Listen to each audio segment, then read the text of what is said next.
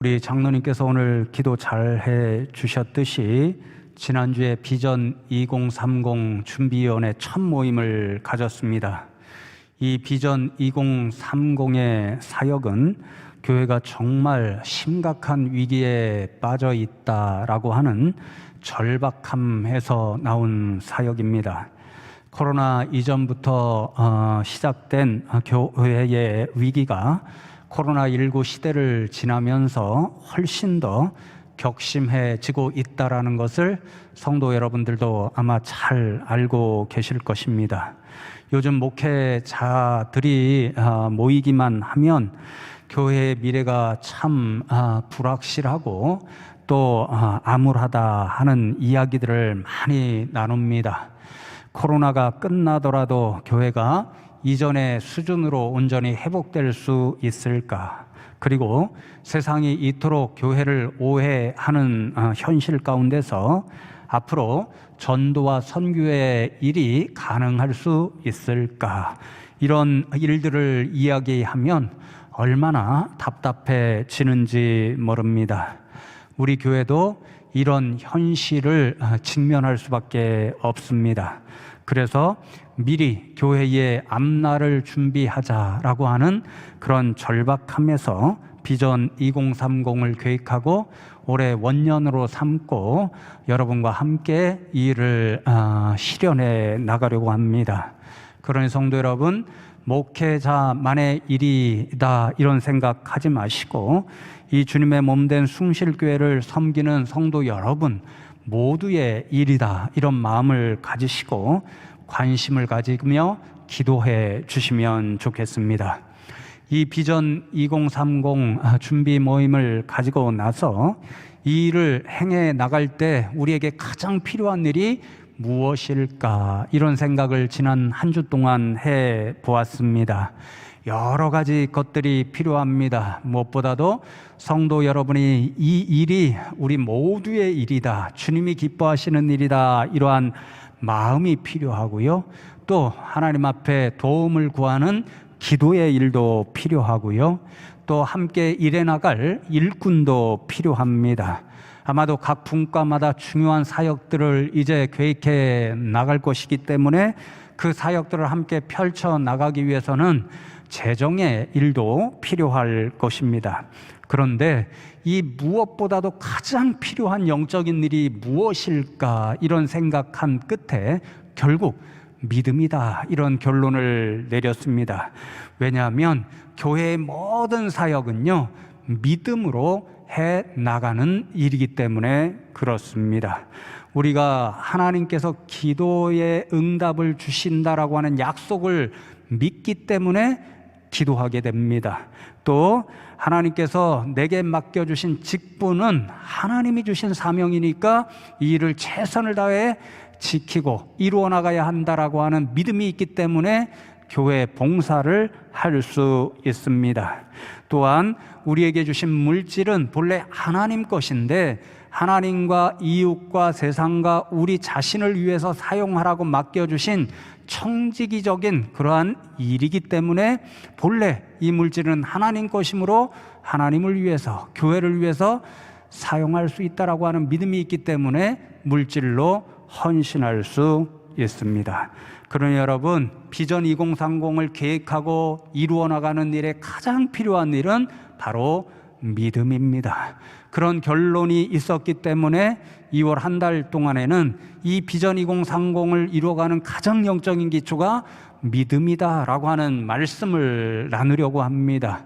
특별히 성경을 통해서 제가 생각해 보면 주님의 몸된 교회를 가장 열정적으로 뜨겁게 목숨을 걸고 사랑한 사람이 사도 바울이다 이런 생각이 들어서 2월 한 달 내내는 사도 바울이 교회를 향하여 가졌던 마음, 그 사랑, 그 헌신, 그 믿음, 그 이야기들을 함께 나누면서 저와 여러분도 사도 바울을 본받자 하는 그런 결단들이 있으면 좋겠습니다. 오늘은 첫 번째 시간 함께 읽은 디모데전서 3장 14절과 15절 말씀, 특별히 15절 말씀을 가지고 사도 바울이 저와 여러분에게 교훈하여 주는 믿음의 이야기를 나누려고 하는데요. 15절 말씀을 다시 한번 제가 천천히 읽어드리고 말씀을 함께 나누겠습니다. 만일 내가 지체하면 너로 하여금 하나님의 집에서 어떻게 행하여야 할지를 알게 하려 함이니 이 집은 살아계신 하나님의 교회요 진리의 기둥과 터니라. 그렇게 말씀합니다. 제목으로 정해서 주부에 공지했듯이 이 말씀 가운데 사도 바울이 교회를 향하여 나타나는 그 믿음, 그래서 선포하는 그런 교훈은 교회는 살아계신 하나님의 집입니다 라고 하는 믿음입니다. 우리는 이 믿음의 선포 가운데서 오늘 저와 여러분이 사도 바울로부터 배우기를 원하는 두 가지 중요한 믿음의 교훈을 깨달을 수 있는데요. 그 첫 번째는 사도 바울은 오늘 본문 말씀을 통해서 제가 말씀드렸듯이 교회는 도대체 어떤 존재인가 그것을 알려줍니다. 교회는 하나님의 집이다라고 하는 믿음을 교훈해 주는 거지요. 여러분 본문을 원어로 살펴보면요, 집이라는 말이 오이코스 이렇게 되어 있는데요. 이 집이라는 이 말 자체가 두 가지 뜻 해석이 가능합니다. 첫 번째는 하나님이 살고 계시는 집, 그래서 하나님께서 주인이 되시는 집, 그것이 바로 교회라는 의미가 됩니다. 그래서 여러분 출애굽기 25장 8절 말씀을 보면 하나님께서 애굽에서 종살이하며 고통받고 있던 이스라엘 백성들을 자신의 백성으로 선택하시고 구원해 내신 후에 시내산 앞에 이르러 모든 말씀을 주시며 언약을 맺게 되지요.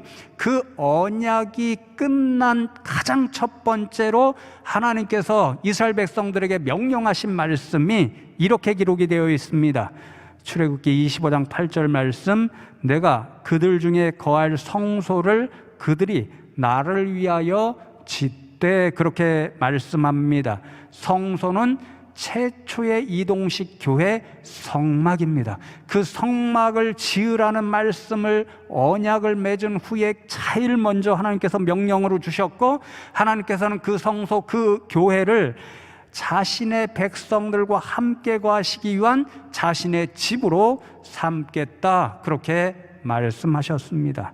그러니까 여러분, 이 숭실교회는 어떤 곳이냐면요, 하나님께서 지금도 살고 계시는 집, 저와 여러분과 함께 하시기 위해서 거처로 삼으신 하나님의 소유가 되는 집, 그 집이 바로 이 숭실교회입니다. 둘째로, 집이라는 이 헬라어 원어에는요, 가정 혹은 가족이라는 뜻이 담겨져 있습니다. 그러니까 교회는 어떤 곳이냐면요, 하나님을 아버지로 믿고 모시는 자녀들이 모여서 함께 살아가는 하나님의 가정, 하나님의 가족들입니다. 그렇기 때문에 이 숭실교회는요, 우리의 아버지 되시는 하나님께서 거처하시는 하나님의 집인 동시에 저와 여러분 다 하나님의 자녀들이잖아요. 그러니까 하나님의 자녀들 되는 저와 여러분의 집이기도 한 장소, 그곳이 바로 이 숭실교회입니다. 여러분, 이렇게 생각하게 되면 저와 여러분은 하나님이 거하시는 하나님의 집이자 하나님의 자녀들인 저와 여러분의 집이기도 한 이 숭실교회를 사랑할 수밖에 없습니다. 여러분에게 묻고 싶습니다. 성도 여러분은 여러분의 가족과 지금 함께 살아가고 계시는 그 집을 사랑하시지요? 당연한 대답이지요. 여러분, 그 사랑하는 표현을 어떻게 표현하나요? 아주 소중하게 여기지요. 또 귀하게 여겨서 청소할 것이 있으면 청소하고요, 어떻게든 예쁘게 꾸미려고 애를 씁니다. 고장난 곳이 있어서 만일 보기가 싫다 그러면 참 견딜 수가 없죠. 그러니까 내 집, 귀한 내 집, 예쁜 내 집, 그 크기가 작든 크든 간에 내 집은요 정말 아끼기 때문에 그 고장난 곳이 있다면 하루라도 빨리 고치고 싶은 심정이 집주인들의 심정일 것입니다. 여러분, 제가 이 말씀을 준비할 때에 제 처제와 제 집사람이 이 대화하는, 전화로 이야기하는 소리를 귀동냥으로 들었거든요. 제 처제의 남편이 우정국, 우체국이죠. 우리 김민지 집사님도 근무하시잖아요. 그것과 관련된 업무를 취급하는 회사의 직원입니다. 처음에 그 회사에 들어갔을 때는 우정국 본부가 서울에 있어서요, 서울에 사는 거처, 집을 마련해서 회사를 출퇴근했습니다. 그런데 한 10년쯤 전인가요, 그 지방 분권화 정책을 이 정부에서 시행했기 때문에 우정국 본부가 저쪽 전라도 나주 쪽으로 내려가게 되었습니다. 그러니까 가족이 다 아버지를 따라서 근무지인 그 나주로 이사를 가게 되었습니다. 그러니까 서울에 있는 집을 어떤 분에게 반전세로 내어 주어서 살게 해 드렸지요. 그러다가 올해 이제 다시 서울로 발령을 받아서 곧 서울로 올라오게 되어 있습니다. 그렇게 반전세 놓았던 집으로 이제 다시 돌아와야 되니까 얼마 전에 처제가 그 집을 들어가서 살펴보고는 굉장히 충격을 받았다 하는 것을 전화로 이야기하는 소리를 들은 거죠. 반전세를 놓았던 기간에 살던 그 세입자 분께서 집을 제대로 관리해 주시지 않으셔서 사방 곳곳에 문제가 생겨버린 겁니다. 심지어는 사방에 곰팡이가 생겼는데도 세입자가 제대로 청소를 하지 않아서 보기가 너무 싫었던 거지요. 그러니 집이 엉망이 됐으니까 집주인인 처제가 속이 많이 상해서 이제 수리를 하려고 업자들에게 이렇게 알아보았다고 합니다. 그런데 한 2달을 기다려야 한다, 이런 이야기를 들었다는 거죠.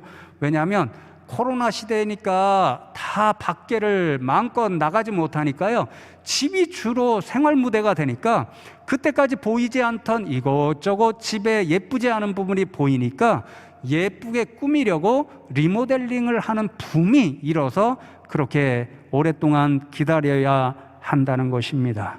성도 여러분, 저희 처제와 세입자로 사셨던 그분의 차이가 어디에 있습니까? 자신의 집인가 아닌가, 그 차이에 있었고, 그러니 집에 대한 사랑, 그 마음의 크기가 처제와 세입자분의 사이에 엄청나게 날 수밖에 없었던 거지요. 그리고 이 코로나 시대에 왜 이토록 많은 분들이 집을 예쁘게 꾸미려고 수리하고 있을까요? 자신의 집이니까, 너무도 귀중하니까, 소중하니까, 사랑하니까 더 예쁘게 꾸미고 싶은 그런 마음이 주인된 심정에 생길 수밖에 없는 거지요. 여러분, 마찬가지 아니겠습니까? 이 숭실교회는 누구의 집이라고 말씀하나요? 하나님의 집인 동시에 하나님의 자녀들인 저와 여러분의 집입니다. 그러니 내 집이라 생각하니까 귀하게 여길 수밖에 없고, 소중히 여길 수밖에 없고, 사랑할 수밖에 없습니다. 오늘도 여러분들이 이제 교회에 올라오셨습니다. 올라오시다 보니까 우리 앞마당에 쓰레기가 떨어져 있습니다. 현관에 들어오다 보니까 지저분한 것이 뭔가 떨어져 있습니다. 그러면 어떤 마음을 품게 될까요? 내 집이니까, 보니까 보기 싫으니까, 물론 청소하는 분도 있지만요, 청소하는 분이 하기 이전에 내 집이니까 이 쓰레기 내가 주워야지, 이런 마음이 당연히 생길 수밖에 없는 거지요. 눈이 참 많이 왔습니다. 눈이 오면 치우지 않으면 주일에 우리 성도님들 차 운전하셔서 이곳에 올라오셔서 주차하기가 참 어려울 텐데, 이런 마음이 당연히 들겠지요. 그러면 내가 시간 되면 가서 눈을 치워야지, 이런 마음이 생길 수밖에 없습니다. 우리 숭실교회에 이렇게 보았더니 곳곳에 고장난 곳이 있습니다.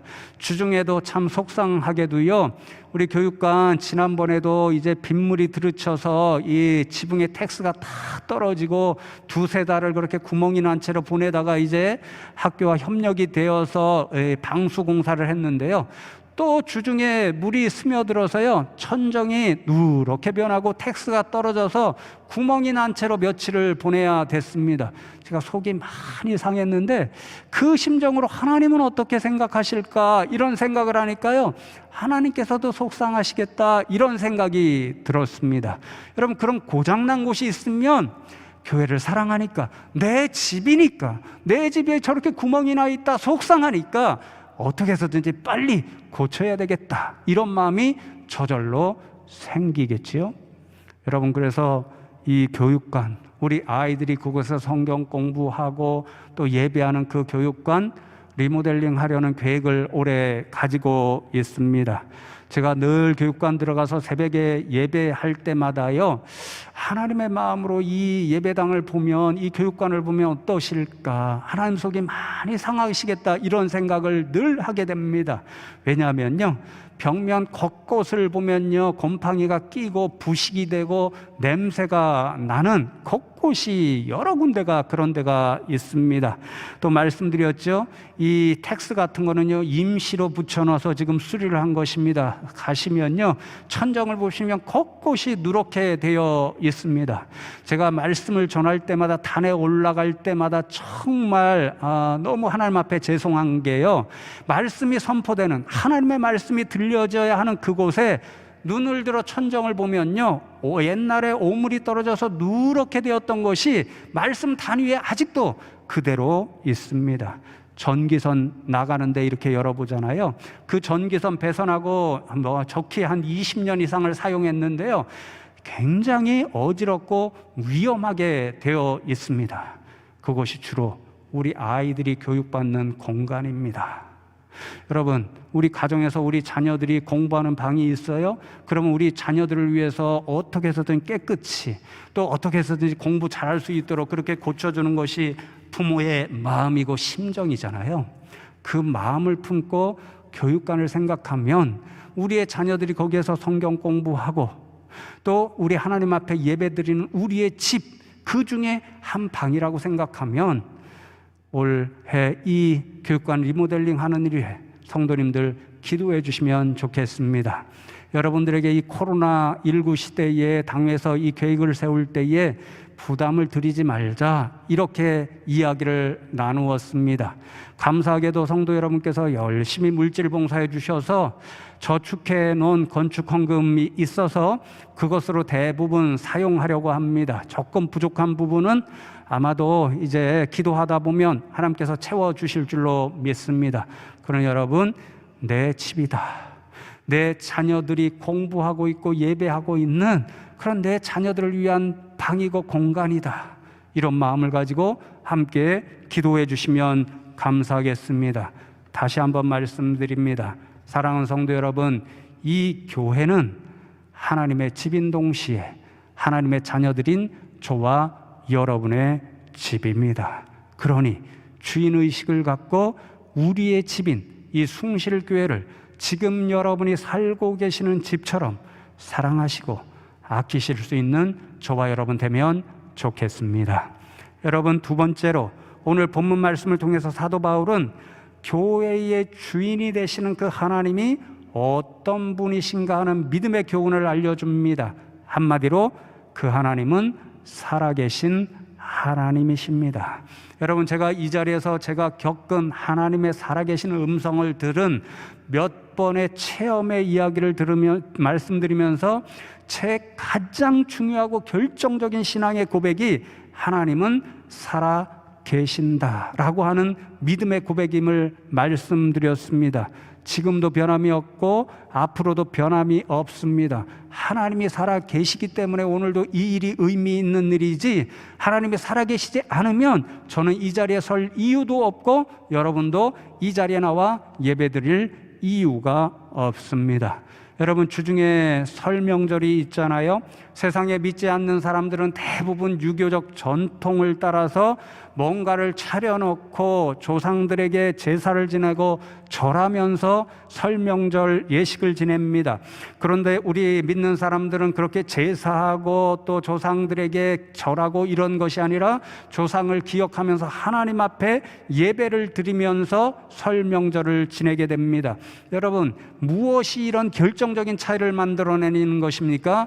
믿음의 차이 때문입니다. 세상 사람들은 하나님을 모르고 믿지 않기 때문에 그런 일로 조상에게 절하고 차례를 지내지만 우리는 하나님만이 살아계신 참 하나님이요, 그렇기 때문에 그 하나님만이 우리의 예배를 받으시기에 합당하신 분이라고 믿기 때문에 명절 예식도 세상 사람들과 다르게 예배로 지내는 거지요. 그러니 하나님께서 살아계시다는 이 사실, 이것이 우리의 가장 중요하고 결정적인 믿음의 고백이 되어야 함을 사도 바울이 오늘 말씀을 통해서 교훈해 주고 있습니다. 그런데 사랑하는 성도 여러분, 제가 이번 주에 이 말씀을 연구하고 준비하면서요, 새롭게 된 사실, 전에 희미하게 알던 것을 더 분명하게 알게 된 그런 사실 하나가 있습니다. 우리 숭실교회가 종교개혁의 전통 가운데 서 있는 교회입니다. 저는 목회자로서 신학을 공부하는 그런 사람으로서 이 전통이 정말 자랑스러운 전통이다, 이렇게 확신하고 있는 목회자인데요. 종교개혁을 루터가 시작했고 얼마 지나지 않아서 우리 장로교회 시조인 칼빈 선생님이 종교개혁의 또 한 사람의 지도자가 되었습니다. 그런데 이번에 말씀을 준비하고 연구하면서요, 종교개혁을 시작한 루터도 그렇고 또 우리 장로교 시조인 칼빈 선생님도 그렇고요, 종교개혁에 수많은 고난의 일이 있었습니다. 수많은 생명을 위협받는 순간이 있었습니다. 그럼에도 불구하고 의연하게 종교개혁의 길을 꿋꿋하게 걸어갈 수 있었던 그들의 가장 근본적인 믿음의 고백이 무엇이었는가? 하나님은 살아 계시다라고 하는 믿음이었습니다. 여러분, 그래서 두 분의 종교개혁자가 하나님은 살아 계시다라고 하는 이 믿음을 가질 때에 그분들처럼 우리도 갖을 수 있는 영적인 유익 두 가지가 있다라는 사실을 제가 알게 되어서 그것을 말씀드립니다. 첫 번째 유익은 무엇이냐면요, 하나님께서 지금도 살아 계심으로 살아 계셔서 우리를 도와주신다라고 하는 영적인 유익입니다. 여러분, 루터가 1517년 10월 31일에 가톨릭 교회에서 판매하는 면죄부를 반박하는 그 중심 내용을 가진 99개의 반박 조항을 비텐베르크 성당에 붙임으로써 종교개혁이 시작됐잖아요. 그러니까 가톨릭 교회에서 행하고 있던 일이 잘못된 것이다, 성경에 비춰볼 때는 옳은 일이 아니다라고 하는 비판으로 시작되었으니까 가톨릭 교회가 루터를 좋아할 리가 없습니다. 교황부터 대부분의 사제들이 다 루터를 미워하고요, 가톨릭 교회를 신봉하고 있던 권세를 잡은 자들이 다 루터를 미워해서요, 순간순간 루터를 죽이려고 하기도 하고 굉장히 그래서 루터가 고난 가운데 살아갑니다. 그러한 일들을 지속적으로 겪으니까 한 번은 루터가 완전히 시리에 빠져서 마치 우울증에 걸린 사람처럼 아무것도 못하는 채로 그러한 시간을 보내게 됩니다. 그때 아주 지혜로웠던 사람이 카타리나라고 하는 루터의 부인이었습니다. 오늘 하루는 루터가 밖에 나갔다 돌아오니까요, 부인인 카타리나가 상복을 입고서는 아이고 그렇게 통곡을 하고 있습니다. 그 모습을 본 루터가 깜짝 놀라서 부인에게, 아니 누가 죽었길래 이렇게 슬프게 통곡하고 있습니까? 이렇게 물었을 때 부인이, 조금 전에 제가 우리 하나님께서 돌아가셨다는 소식을 듣고 이렇게 슬퍼하고 있습니다, 이렇게 대답을 합니다. 그 이야기를 듣고 루터가 화를 내면서, 어떻게 살아계신 하나님께서 돌아가실 수 있단 말이요? 이렇게 책망을 하자 부인이 아주 지혜롭게 대답을 합니다. 그렇습니다. 하나님께서 살아계신데 왜 당신은 그렇게 낙심하고 절망하고 계십니까? 이렇게 반문하는 소리를 듣고 루터는 회개하고 다시 용기를 내어서 종교개혁의 길을 끝까지 걸어갈 수가 있었습니다. 그리고 순간순간 어려움과 고난의 일이 닥쳐올 때마다 루터는 자신의 손가락으로 테이블 위에 라틴어로 이렇게 적었다고 합니다. 비비드 비비드 위비드 위드. 하나님은 살아계시다. 하나님은 살아계시다. 그 말을 반복해서 썼습니다. 그러니 여러분, 루터가 일으킨 종교개혁의 근본적인 힘은 어디로부터 나왔냐면요, 하나님은 살아계신다. 그 하나님은 내가 바른 길 걸어가는 이 길을 위해 함께 하시고 나를 도와주신다 라고 하는 그 믿음으로부터 나온 일이었습니다. 사랑하는 성도 여러분, 우리가 걸어가는 인생길에서 루터처럼 코로나와 같은 수많은 어려움과 고난의 일을 만날 수 있습니다. 우리가 함께 비전 2030을 계획하고 이루어가는 일에도 아마 수많은 난관이 우리에게 찾아올지도 모릅니다. 그래서 때때로 루터처럼 실망하고 낙심하고 주저앉아 버리고 싶은 때도 있을 것입니다. 그러나 성도 여러분, 그때마다 기억하시면 좋겠습니다. 그 순간에도 우리 하나님은 살아 계셔서 우리와 함께 하시고 우리를 도와주십니다. 그 믿음으로 우리에게 주어진 인생길을 최선을 다해 달려가시고 우리 교회 함께 이루어갈 비전 2030 그 길 담대하게 걸어가실 수 있는 저와 여러분 되면 좋겠습니다. 여러분, 두 번째 어떤 유익을 얻을 수 있냐면요, 하나님은 살아 계시기 때문에 우리는 그 하나님을 두려워하면서 살아야 한다는 성경에서 가르쳐주는 근본적인 신앙, 하나님 경외의 신앙.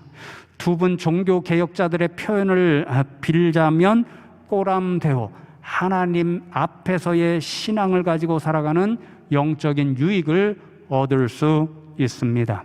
루터가 종교개혁을 일으키고 약 20년이 지난 후에 우리 장로교 시조인 칼빈 선생님이 나타나서 또 다른 형태의, 그러니까 장로교의 방향, 종교개혁을 이끌어가는 그런 시조가 되었습니다.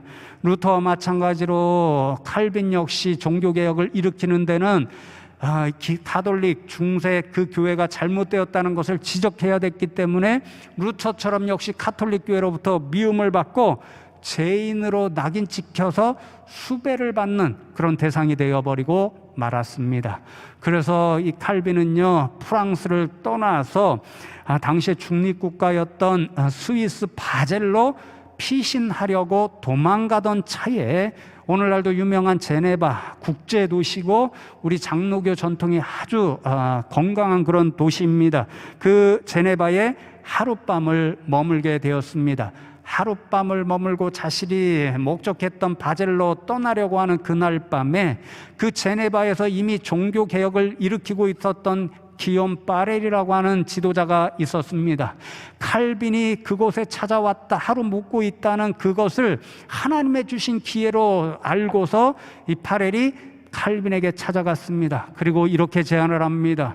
나는 확신하건대 당신이 제네바의 종교개혁을 이끌어갈 적임자입니다. 그러니 이곳에 머물러서 나와 함께 이 제네바 종교개혁을 위해 헌신합시다, 함께 일합시다, 이렇게 제안합니다. 그러나 칼빈은 그럴 마음이 전혀 없고 그 일을 해나가는 것이 너무 두려워서 계속해서 거부합니다. 이런 핑계들을 댑니다. 저는 소심합니다.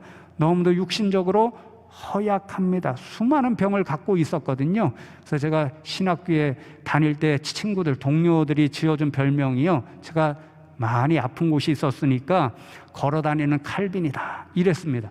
그럴 정도로 칼빈이 병이 많았으니까 허약합니다. 천성적으로 겁이 많습니다. 제네바는 굉장히 험악한 도시인데 그러니 겁이 많은 사람인 제가 이곳에서 일할 수 없습니다. 저는 이런 일을 하기 위해서 지금 여기에 온 것이 아니라 하룻밤 머물렀다가 휴식처를 찾아서 가기 위해서 여기에 머문 것입니다. 저는 휴식하면서 공부에 좀 집중해 보려고 합니다.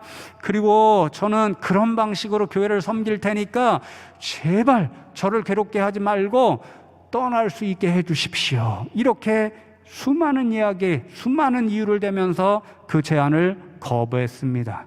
이런 말을 듣자 마지막 순간에 답답해진 그 파렐이 칼빈에게 이렇게 묻습니다. 마지막으로 하나만 묻겠습니다. 당신은 하나님의 부르심을 따르기를 원합니까? 아니면 거부하시겠습니까? 그러자 칼빈이 마지막 질문에도 죄송합니다, 이렇게 대답을 합니다. 그 순간에 파렐이 무서운 말로 소리를 지르면서 칼빈에게 이렇게 이야기합니다. 당신은 자신의 휴식과 개인적인 이익에만 관심을 가지고 있습니다.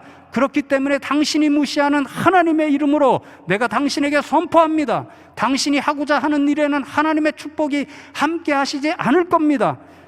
당신의 휴식에 하나님이 저주를 내리시기를, 당신의 휴식에 하나님이 저주를 내리시기를, 이렇게 외쳤습니다. 이 저주와 같은 선포를 듣고 칼빈은 온몸이 사시나무 떨리듯이 떨리는 그러한 경험, 하나님 경외의 체험을 하게 되었습니다. 파렐의 목소리를 통해서 그 자리에 오셔서 하나님께서 계신다는 사실, 그리고 파렐의 음성이 아니라 하나님의 말씀이라고 하는 그러한 사실을 깨달았기 때문입니다. 그 하나님의 현존 앞에서 꼬람데우의 신앙을 발견했던 그 자리에서 칼빈은 하나님에 대한 엄청난 경외의 신앙, 두려움의 신앙으로 순종하지 않을 수 없다라고 하는 사실을 깨닫습니다. 그래서 칼빈은 그 깨달음, 하나님 앞에서 하나님 경외의 체험을 한 그 경험 때문에 눈물을 흘리면서 순종하겠습니다, 하나님께 순종하겠습니다, 그렇게 대답하고 제네바에 머무르게 되었고, 일생을 살아계시는 하나님께서 지금도 나를 보고 계신다라고 하는 꼬람대우의 신앙을 가지고 종교개혁의 일에 목숨을 걸고 달려갈 수 있었습니다. 사랑하는 성도 여러분, 그렇습니다. 우리 하나님은 지금도 살아 계십니다. 살아계신 그 하나님께서 칼빈을 보고 계셨듯이 지금 이 시간에도 저와 여러분 한 사람도 놓치지 않고 보고 계십니다. 그래서 우리가 어디로 가든지 무슨 일을 하든지 간에 우리는 살아계신 하나님의 눈을 피할 수 없습니다. 지금 이 순간도 우리가 행하는 모든 일들 일거수일투족을 자신의 생명책에 기록하고 있습니다. 그러니 오늘도 내일도 주님이 부르시는 그날까지 이 꼬람데우의 신앙, 살아계신 하나님 앞에서 내가 살아가고 있다라고 하는 그 신앙을 가지고 정말 주님께서 주신 사명, 이 주님의 몸된 숭실교회를 사랑하고 섬기라고 하는 그 사명을 충성되이 감당할 수 있는 저와 여러분 다 되시기를 주님의 이름으로 축복합니다.